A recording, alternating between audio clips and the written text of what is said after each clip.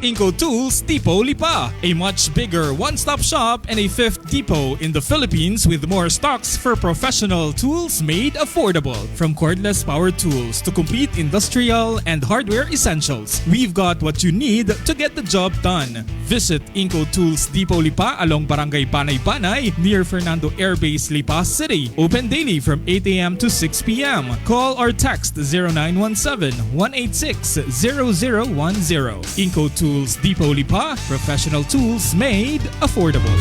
Hanap mo gay kalidad at mabilisang printing ng tarpaulin, stickers, t-shirts, calling cards, banners, signages at campaign materials? Mayroon yan sa Pajeas Infinity Ads and Print. Pajeas Infinity Ads and Print. Kalidad at mabisang printing ng tarpaulin, stickers, t-shirts, calling cards, banners, signages at campaign materials. Meron yan sa Pajeas Infinity Ads and Print. Tawag na sa 043-984-7179 o sa 0977-099-0733 at bisitahin ang kanilang Facebook page na Pajeas Infinity Ads and Print. Parinin na sa Pajeas Infinity Ads and Print sa Ebora Road, Kumintang Ibaba, Batangas City. Katapat lang ng Red Cross Batangas. Ano pang hinihintay nyo? Sa Pajeas Infinity Ads and Print, gaway pulido, presyo'y pasado. Pajeas Infinity Ads and Print. Pare! Payag ka, umulan ng yelo dito sa Pilipinas? Oo naman, para lumamig din sa Pilipinas. Pero yung yelong taglilima ang babagsak sa ulo mo. Ayaw ko nan. Hala? Joke pala yun? Wow! Sabado na! Wow! Gusto ko to! Ay siya, ganado na naman ako. Talagang ganado ka dito dahil mas mahaba na ang kulitan kasama ang inyong ganadong DJ. Magandang morning sa ating mga kabanding. Ang inyong nakiterong DJ. My name is DJ Joey Boy. Mula sa maiinit na balita at mga tugtugang swak sa inyong mga tahanan. Sagot ni DJ Joey Boy ang mga good vibes OPM tugtugan. Tuwing Sabado sa pinakabago nitong oras mula 9 a.m. hanggang 3 p.m. sa programang Bida ang Ganado. Sabado Ganado. Ay nakaw, ganado na naman ako. Dito lamang yan sa inyong number 1 good vibes radio station, GV 99.9, your good vibes. Ganado ka dito. GV 99.9 gives you your news, keeps you informed and updated, plays your kind of music, your beat, your groove. GV 99.9 gives you the good vibes. Your good vibes. GV 99.9, your good vibes. Live mula sa himpilan ng GV 99.9 FM Batangas. Narito na ang mga balitang umingay sa buong linggo. Mga may init na kaganapang hindi mo dapat palampasin. Mga balitang kinalap at binantayan ng buong puwersa ng GV 99.9 FM Batangas. Balitang hitik sa impormasyon dapat mong malaman ngayong umaga. Narito na ang GV News Express. News Express. Ang detalyo ng mga balita ihahatid ni DJ Joey Boy. GV News Express. GV News Express. GV News Express.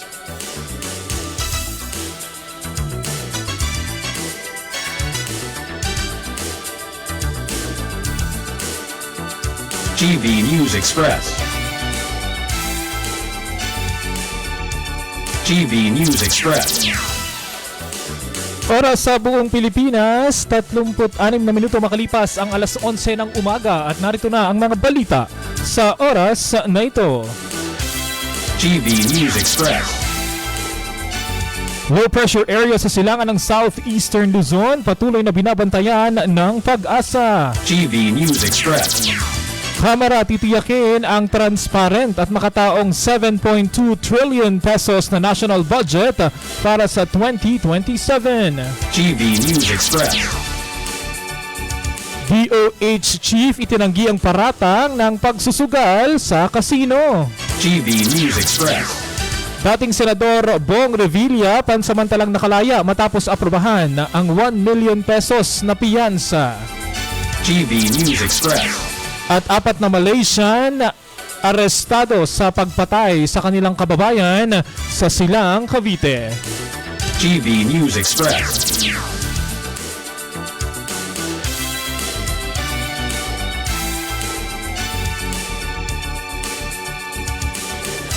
Sa detalye ng mga balitang yan ka-vibes, pasadahan muna natin ang ating ulat panahon.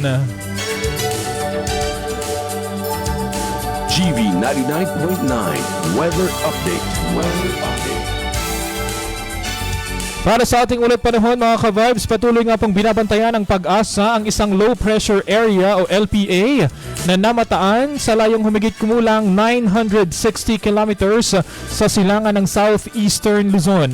Dahil sa trout nito, inaasahan ang pag-ulan sa Bicol Region, Eastern Visayas, Central Visayas, probinsya ng Quezon at Marinduque.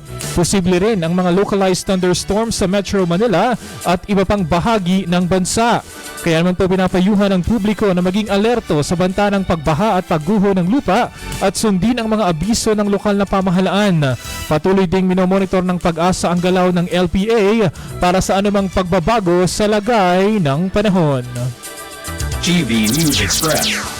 Samantala sa Kamara mga ka-vibes, tiniyak ni House Speaker Faustino Boji D. III na magiging mas transparent, may pananagutan at nakatuon sa pangangailangan ng mamamayan ang pagtalakay ng Kamara sa panukalang 7.2 trillion pesos na national budget para sa 2027.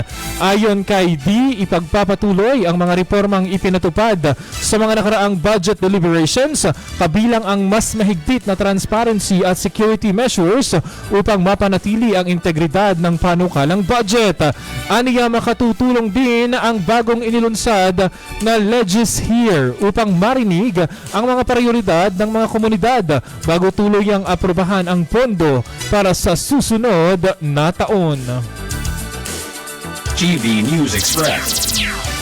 Samantala sa ahensya naman ng Department of Health, DOH Chief itinanggi ang paratang ng pagsusugal sa kasino.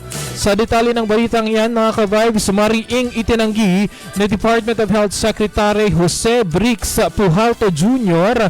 ang mga paratang na madalas siyang nagsusugal sa mga kasino. Ayon sa DOH, ang kanyang pagpunta sa isang hotel kamakailan ay bahagi ng isang opisyal na pagpupulong kasama ang mga lokal na opisyal ng Masbate at Sorsogon upang talakayin ang suporta sa mga pampublikong ospital sa Bicol Region. Tinawag naman ni Pujalte na isang demolition job ang kumakalat na reklamo laban sa kanya. Nauna nang naghain ng letter complaint sa Presidential Complaint Center ang grupong Concerned Citizens na nag-akusa sa kalihim ng pagsusugal at paggamit umano ng mga alias sa mga kasino. Sa kabila nito, tiniyak ng DOH na nananatiling nakatuon ang kalihim sa paghahatid ng dekalidad na serbisyong pangkalusugan sa bansa. TV News Express. Samantala sa Senado naman mga ka-vibes, dating Senador Bong Revilla pansamantala pong nakalaya matapos aprobahan ang 1 milyong piyansa. Pansamantalang nakalaya si dating Senador Ramon Bong Revilla Jr. matapos aprobahan ng Sandigang Bayan 3rd Division ang kanyang 1 million pesos na piyansa sa kasong malversation. Ayon sa korte, nabigo ang prosekusyon na magpakita ng matibay na ebidensya ng pagkakasala sa kasalukuyang yugto ng paglilitis. Lumabas si Revilla sa Quezon City Jail Male Dormitory sa Payatas bandang alas 6:15 ng kagabi. Naharap siya sa mga kasong graft at malversation kaugnay ng umano'y 92.8 million pesos na ghost flood control projects sa Pandi, Bulacan na mariin niyang itinanggi. Tanging ang mga kahilingan para sa piyansa ng kanyang mga kapwa akusado.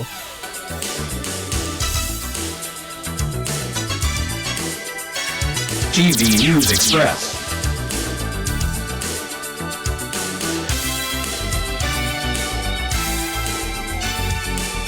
TV News Express.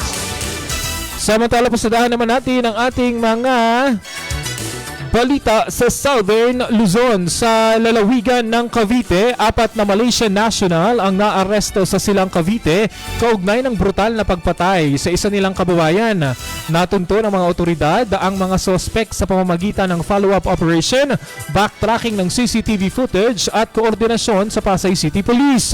Natagpuan ng biktima na duguan at tadtad ng saksak sa tabi ng kanyang SUV sa Barangay Iba noong Hulyo at 30. Ayon sa pulisya, inamin ng mga sospek ang krimen sa isinagawang interogasyon. Pinaniniwalaan ding nasa impluwensya umano ng iligal na droga ang mga ito nang maganap ang pananaksak. Nakatakdang sampahan ng kasong murder ang 4 na dayuhan habang nakikipag-ugnayan na rin ang mga otoridad sa Embahada ng Malaysia. GV News Express. Dako naman tayo sa lalawigan ng Laguna. Pinaghahanap na ng mga otoridad ang isang hinihinalang miyembro ng Akyat Bahay Gang matapos tangayin ang halos kalahating 500,000 pesos yan na cash at mga alahas mula sa bahay ng mag-asawang senior citizen sa isang subdivision sa Barangay Parian, Calamba City, Laguna. Batay sa CCTV, namataan ang sospek na nagmamanman sa lugar bago pumasok sa bahay sa pamamagitan ng bintana. Nalaman ng mga biktima ang insidente matapos makatanggap ng motion alert mula sa kanilang CCTV at makita sa live feed ang isang maskaradong lalaki sa loob ng bahay. Tinanggal din umano ng suspect ang CCTV camera at sinira ang pinto ng kwarto bago tinangay ang pera at mga alahas. Patuloy ang investigasyon at pagtugis ng pulisya sa suspect. GV News Express. Samantala sa lalawigan naman ng Quezon, nagsagawa ang Department of Education o DepEd Schools Division ng Lucena City ng Capability Enhancement Training para sa mga school head upang palakasin ang kahandaan ng mga paaralan sa iba't ibang uri ng emergency. Kabilang sa mga tinalakay ang tamang pagtugon sa active attack incidents, hostage taking, bomb threats at iba pang banta sa loob ng eskwelahan.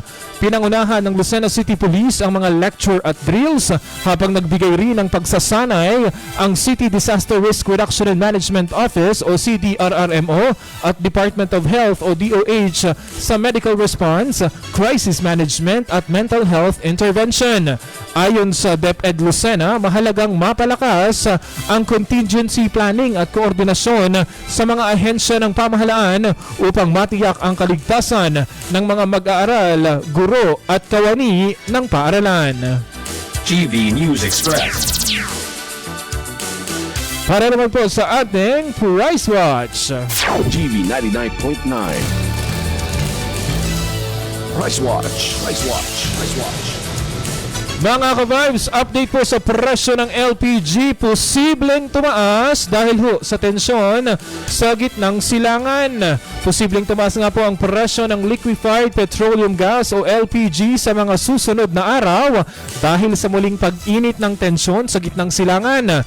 Iyan po ay ayon sa LPG Marketers Association.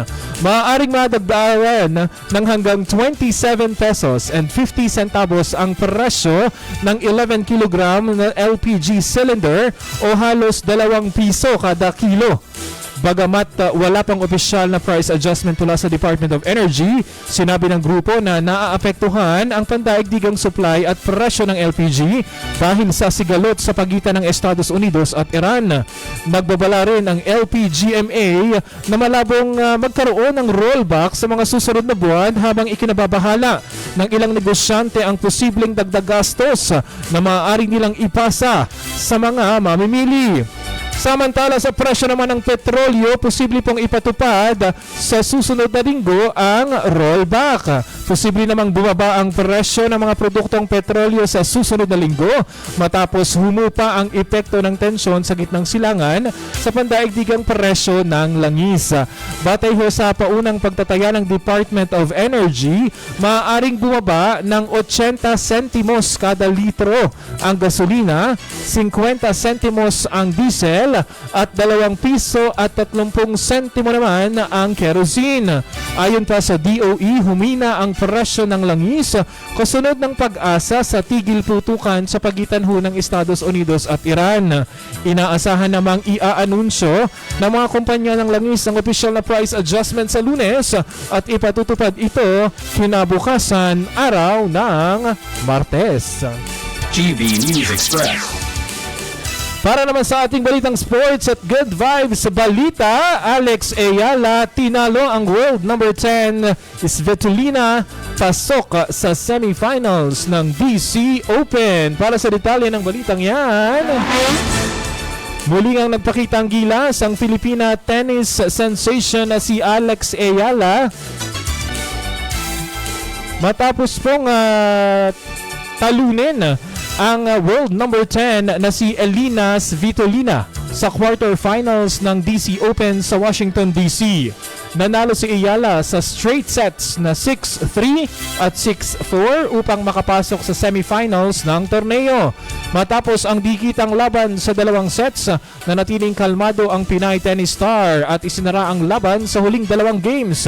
Ito na ang ikalawang pagkakataon na natalo ni Ayala si Svitolina matapos ang una niyang panalo laban dito sa Berlin Open noong Hunyo. Sa semifinals, makakaharap naman ni Ayala ang dating world number 1 na si Naomi Osaka. GV News Express. At yan ang mga ka-vibes sa mga balitang dapat niyong malaman ngayong umaga. Ugaling nakatutok dito lamang sa GV 99.9 para maging GV informed, GV aware at GV updated sa mga kaganapan sa loob at labas ng lalawigan. Maaari ninyong balikan ang ating mga balita sa ating official Facebook page. Hanapin niyo lamang po ang GV 99.9 FM. Ako po ang inyong naging tagapaghatid balita, ang inyong DJ Joey Boy para sa GV News Express. GV News Express. GV News Express. GV News Express.